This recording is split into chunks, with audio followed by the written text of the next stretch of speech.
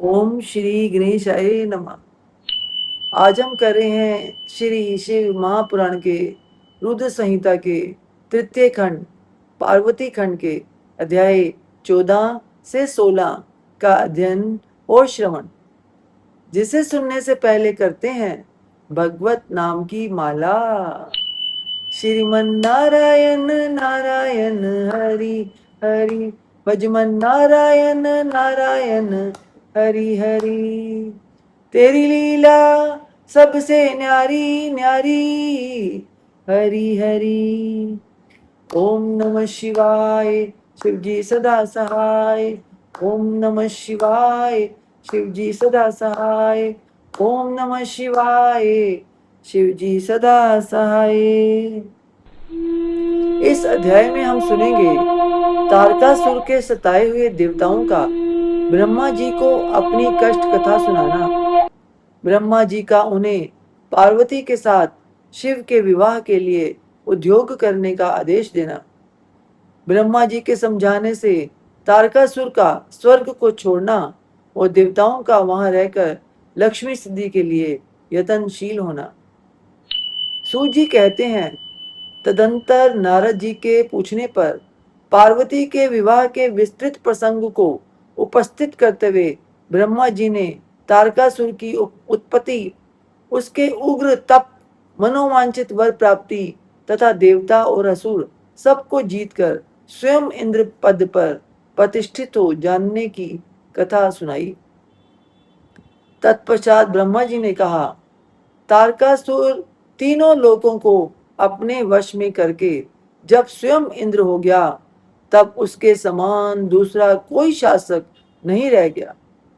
वह जितेंद्रिय असुर त्रिभुवन का एकमात्र स्वामी होकर अद्भुत ढंग से राज्य का संचालन करने लगा। उसने समस्त देवताओं को निकालकर उनकी जगह दैत्यों को स्थापित कर दिया और विद्याधर आदि देव योनियों को स्वयं अपने कर्म में लगाया। मुने तदंतर तारकासुर के सताए हुए इंद्र आदि संपूर्ण देवता अत्यंत व्याकुल और अनाथ होकर मेरी शरण में आए। उन सब ने मुझ प्रजापति को प्रणाम करके बड़ी भक्ति से मेरा स्तवन किया और अपने दारुण दुख की बातें बताकर कहा, प्रभु, आप ही हमारी गति हैं, आप ही हमें कर्तव्य का उपदेश देने वाले हैं और आप ही हमारे धाता एवं उद्धारक भी हैं। हम सब देवता तारकासुर नामक अग्नि में जलकर अत्यंत व्याकुल हो रहे हैं। जैसे सनीपात रोग में प्रबल औषधें भी निर्बल हो जाती हैं, उसी प्रकार उस असुर ने हमारे सभी क्रूर उपायों को बलहीन बना दिया है। भगवान विष्णु के सुदर्शन चक्र पर ही हमारी विजय की आशा अवलंबित रहती है, परंतु वह भी उसके कंठ पर कुंठित हो गया। उसके गले में पड़कर वह ऐसा प्रतीत होने लगा था मानो उस असुर को फूल की माला पहनाई गई हो। उन्हें देवताओं का यह कथन सुनकर मैंने उन सब से समयोचित बात कही। देवताओं, मेरे ही वरदान से दैत्य तारकासुर इतना बढ़ गया है, अतः मेरे हाथों ही उसका वध होना उचित नहीं। जो जिससे पलकर बड़ा हो, उसका उसी के द्वारा वध होना योग्य कार्य नहीं। विष के वृक्ष को यदि स्वयं सींच कर बड़ा किया गया हो, तो उसे स्वयं काटना अनुचित माना गया है। तुम लोगों का सारा कार्य करने के योग्य भगवान शंकर हैं, किंतु वे तुम्हारे कहने पर भी स्वयं उस असुर का सामना नहीं कर सकते। तारक दैत्य स्वयं अपने पाप से नष्ट होगा। मैं जैसा उपदेश करता हूं, तुम वैसा कार्य करो। मेरे वर के प्रभाव से ना मैं तारकासुर का वध कर सकता हूं, ना भगवान विष्णु कर सकते हैं और ना भगवान शंकर ही उसका वध कर सकते हैं। दूसरा कोई वीर पुरुष अथवा सारे देवता मिलकर भी उसे नहीं मार सकते। यह मैं सत्य कहता हूं। देवताओं, यदि शिवजी के वीरे से कोई पुत्र उत्पन्न हो तो वही तारक दैत्य का वध कर सकता है, दूसरा नहीं। सुरशेष गण, इसके लिए जो उपाय मैं बताता हूं उसे करो। महादेव जी की कृपा से वह उपाय अवश्य सिद्ध होगा। पूर्व काल में जिस दक्ष कन्या सती ने दक्ष के यज्ञ में अपने शरीर को त्याग दिया था, वही इस समय हिमालय पत्नी मेनका के गर्भ से उत्पन्न हुई है। यह बात तुम्हें भी विदित ही है। महादेव जी उस कन्या का पाणी ग्रहण अवश्य करेंगे। तथापि देवताओं, तुम स्वयं भी इसके लिए प्रयत्न करो। तुम अपने यत्न से ऐसा उद्योग करो जिससे मेनका कुमारी पार्वती में भगवान शंकर अपने वीरे का आधान कर सके। भगवान शंकर उद्धर्व रेता है, अर्थात उनका वीरे ऊपर की ओर उठा हुआ है।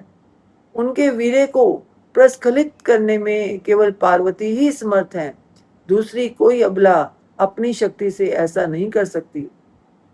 गिरिराज की पुत्री वे पार्वती इस समय युवा अवस्था में प्रवेश कर चुकी हैं और हिमालय पर तपस्या में लगे हुए महादेव जी की प्रतिदिन सेवा करती हैं।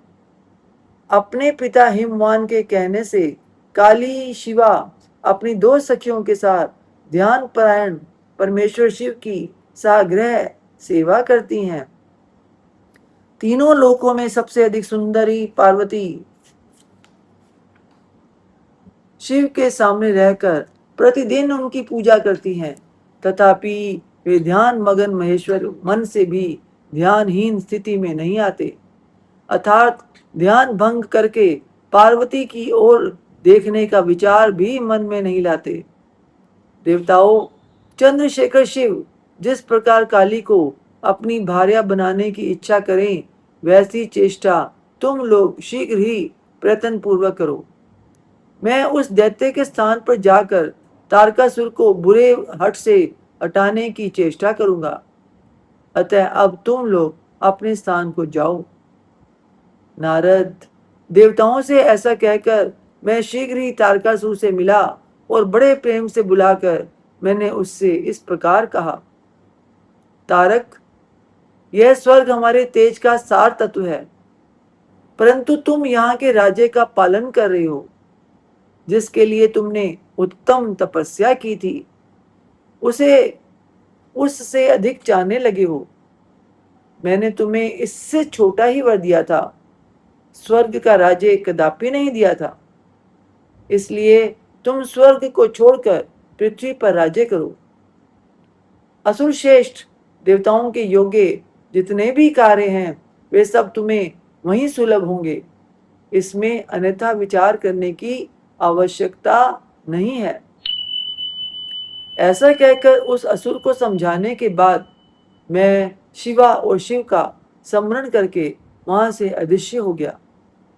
तारकासुर भी स्वर्ग को छोड़कर पृथ्वी पर आ गया और शोणितपुर में रहकर वह राज्य करने लगा। फिर सब देवता भी मेरी बात सुनकर मुझे प्रणाम करके इंद्र के साथ प्रसन्नता पूर्वक बड़ी सावधानी के साथ इंद्रलोक में गए। वहां जाकर परस्पर मिलकर आपस में सलाह करके वे सब देवता इंद्र से प्रेम पूर्वक बोले, भगवान शिव की शिवा में जैसे भी काम मूलक रुचि हो, वैसा ब्रह्मा जी का बताया हुआ सारा प्रयत्न आपको करना चाहिए। इस प्रकार देवराज इंद्र से संपूर्ण वृतांत निवेदन करके वे देवता प्रसन्नता पूर्वक सब और अपने अपने स्थान पर चले गए। इति श्री अध्याय 14 से 16। ओम तत्सत। श्रीमन्नारायण नारायण हरि हरि, भजमन नारायण नारायण हरि हरि। तेरी लीला सबसे न्यारी न्यारी, हरि हरि। ओम नमः शिवाय, शिवजी सदा सहाय। ओम नमः शिवाय, शिवजी सदा सहाय। ओम नमः शिवाय, शिवजी सदा सहाय।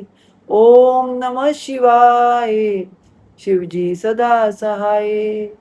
हे ईश्वर, आपकी बच्चे से आपकी पूजा अर्चना करने में, आपकी कथा उच्चारण करने में कोई गलती हो गई हो, किसी शब्द का उच्चारण गलत हो गया हो, ध्यान कहीं भटक गया हो, तो अपनी बच्ची समझकर क्षमा कीजिएगा।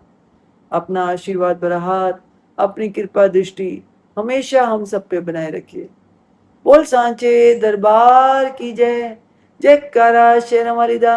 बोल सांचे दरबार की जय। जयकारे वाले नु मिठिया मुरादा। बोल सांचे दरबार की जय। जय माता दी, जय माता दी, जय माता दी।